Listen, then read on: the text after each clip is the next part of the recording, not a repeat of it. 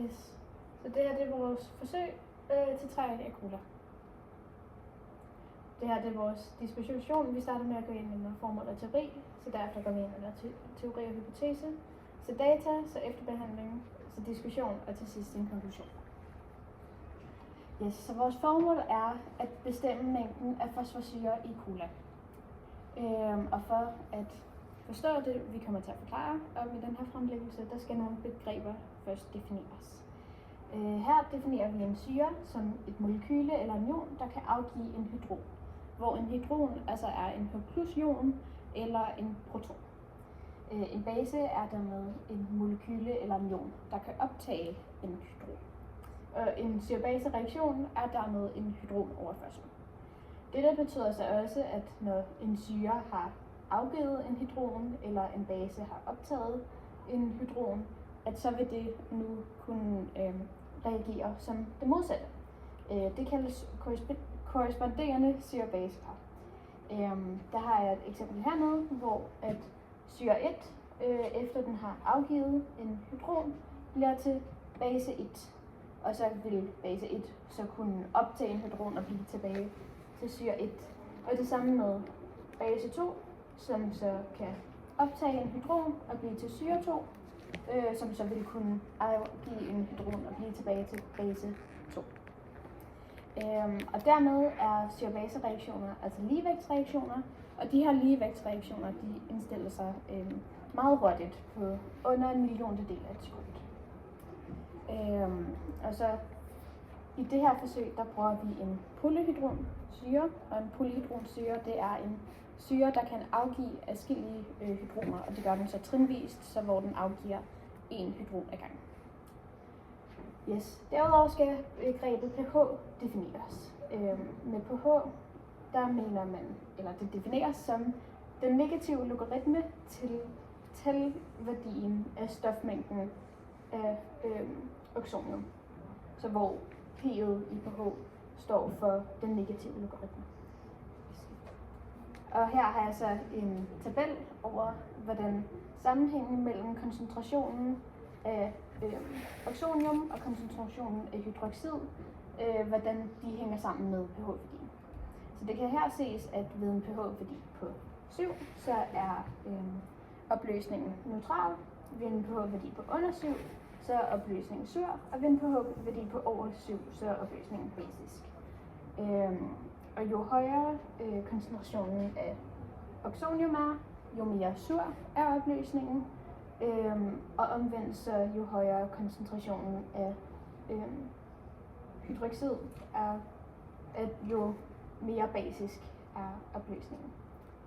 Så yes. Og pH-værdi, det gælder kun for vandige opløsninger, så man kan dermed ikke snakke om et stofs pH-værdi, det er en opløsnings pH-værdi, fordi at det er koncentrationen af oxoniumioner. Derudover bruger vi i dette forsøg et voltmeter, et pH-meter, som er et voltmeter med meget stor resistens. Og i det her pH-meter, der er der 2 elektroder, og det er så spændingen over de her 2, som definerer pH-værdien, eller som viser pH-værdien. Så er det også vigtigt at gå over noget teori omkring, hvad en titrering er, og hvorfor man bruger den. Fordi at vi under forsøget, når vi skal slå fast, hvor meget der er polyhydronsyre, der er i en cola, så skal vi netop tritere den. Det gør man i en syre- og base-titring ved, at man siger, at en titring foregår, når man har en ukendt koncentration af enten en syre eller en base, og man så kan, som så bliver klassificeret ved titranten, hvor man så bruger en titrater, som er det modsatte stof, altså har du en ukendt syre, vil du bruge en ukendt base, som man så kender koncentrationen af. Man lægger så titranten op i, skal lige tjekke at se det rigtigt, ja, titranten op i buretten, så man så kan trykke ned i en kronisk kolbe med en hvad det hedder en en magnetrørrør ned i buretten for netop at ved hjælp af en indikator eller en pH-meter, som vi også bruger i det her forsøg, vi kunne se, hvornår vi når ekvaleringspunkterne og dermed bruge til at regne ud, baseret på hvor meget vi har brugt op i buretten.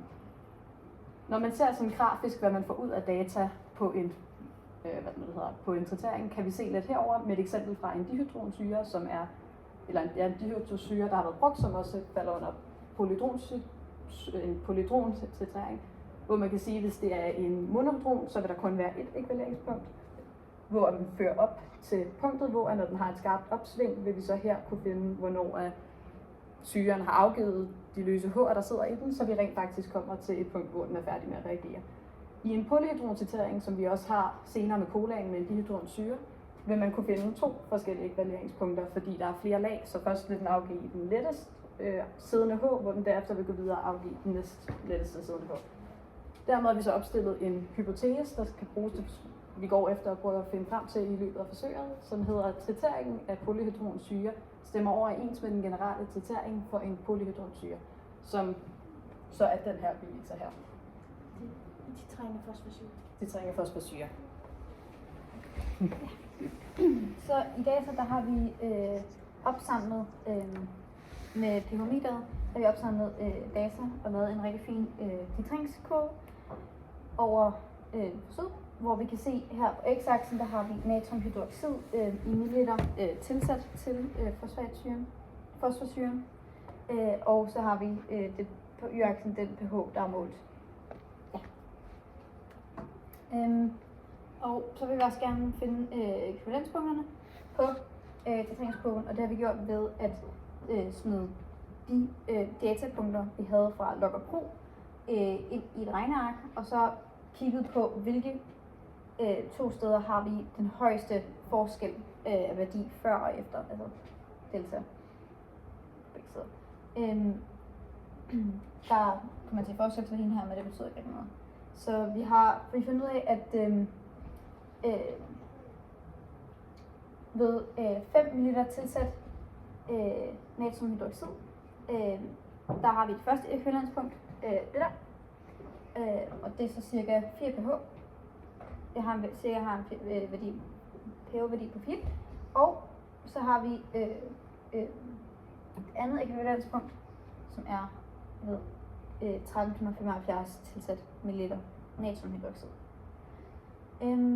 Og ud fra de 2 ekvivalenspunkter, så har vi placeret halvekvivalenspunktet omkring i midten, hvor vi kan se, der er cirka lige langt fra de 2 ekvivalenspunkter. Ja. Og vi kan se, at fosforsyre, det er en trihydronsyre.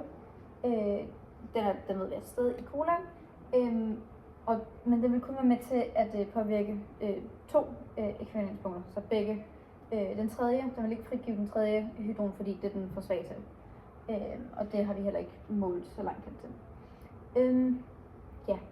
Og så ved vi, at afstanden mellem de 2 ekvivalenspunkter, de tyder på, at der også er en anden syre til stede, udover fosforsyren. Og det kommer vi så også til med diskussionsafsnittet fra men det er sikkert carbonsyre, da vi nok ikke har afgasset colaen nok. Yes. Så for at finde den molære koncentration af fosfatsyre, kan man bruge den her formel, hvor man finder stofmængden via at gange koncentrationen med volumen. Vi kan finde volumen af, altså det kan vi gøre ved at regne på hydroxid først for at finde koncentrationen. Det gør vi, hvis vi ved, at når vi tager 5 ml af det her hydroxid ned, kan det omregnes. Ja, vi ved, at det er 5 ml, og så vi omregnet det til liter. Ja, og så har vi så koncentrationen herover, som vi kender på forhånd. Og så har vi så stofmængden, som at på grund af, at der er et forhold 1:1 imellem hydroxiden og vores fosfatsyre, kan vi så sige, at stofmængden er det samme.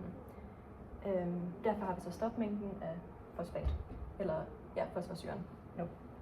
Den kan vi så sætte ind i den her formel, og sammen med molarmassen, som vi også regner individuelt, dem kan vi sætte ind for at finde massen af fosforsyre. Og det omregnes også til mikrogram divideret med liter, som så er 170. Og så grænsen for fosfatsyre i altså madvarer vil så være 1000 mikrogram per liter. Det kan vi så se, at cola har holdt sig indenfor med de 470. Så for at finde koncentrationen af carbonsyre, Det kan man så gøre ved, det kan man så gøre ved, at vi kan finde volumen, ved at volumen af basen, ved at vi ved, at det tager 5 ml for at komme frem til det første ekvivalenspunkt, hvor det kun er fosforsyren, der er involveret. Men i det andet punkt, så er der så også den her carbonsyre, som vi talte om. Hvis der kun var fosforsyre, så ville det i alt være 10 ml hen for det andet ekvivalenspunkt. Men siden der også er carbonsyren, så er det 13,75. Derfor er de resterende 3,75 fra carbonsyren. Det kan vi så regne ind, altså sætte ind, når vi prøver at regne volumen af vores base til at starte med. Vi starter med at prøve at finde basen for at finde punkterne. Så vi kan starte med at sætte volumen ind, eller kender volumen, og så koncentrationen kender vi, da det er, den kender vi. Det kan vi så sætte ind i den her formel for at finde koncentrationen, volumen, og så kan vi så finde stofmængden. Og den kan vi så sætte ind i den her formel, hvor vi har stofmængden divideret med volumen, og så har vi så koncentrationen af vores carbonsyre. Og så indikator, en anden måde at finde pH-værdien på. Vi ved, at for at finde pH-værdien ved det første ekvivalenspunkt, vi ved, at det vil have en pH på 4, derfor skal vi finde den strip eller den farve, der passer bedst inden for værdien af 4. Og det vil så være metylorange. Det kan også være den her bruncellegrønt grønt, med den her tættere på metylorange. Så derfor vil den være mere effektiv, det scenarie. Så har vi jo i forsøget også et par fejlkilder og usikkerhed, hvor vi den største største usikkerhed, vi har selve været i colaflasken, hvor at vi formentlig ikke har fået al gassen ud af den. Og dermed vil der være en svag anden ekstra syre i, der vil have gjort en meget stor usikkerhed i grafen og i vores data. En anden fejlkilde har været selve pH-måleren, fordi vi ved, at den startede et sted, da vi fik den ned i vores cola, som gav en lille afvigelse fra teorien. Og så vil der samtidig også være nogle målusikkerheder i selve pH-meteret. Og så en målusikkerhed med 0,1 i det, at man i byretten skulle aflæse, og der kan sagtens være misfortolket et punkt. Ja, og så til konklusionen. Her har vi inddraget vores hypotese igen, som er, at titreringen af fosforsyre stemmer overens med den generelle titreringskode for en polyhydronsyre. Og den kan altså ikke bekræftes, da der i den her i vores titrering, at der var en ekstra syre til stede, som har påvirket vores resultat ret kraftigt. Så ja, den skal afkræftes vores hypotese. Det skal dog nævnes, at den var relativt tæt på titreringskoden for en polyhydronsyre. Ja.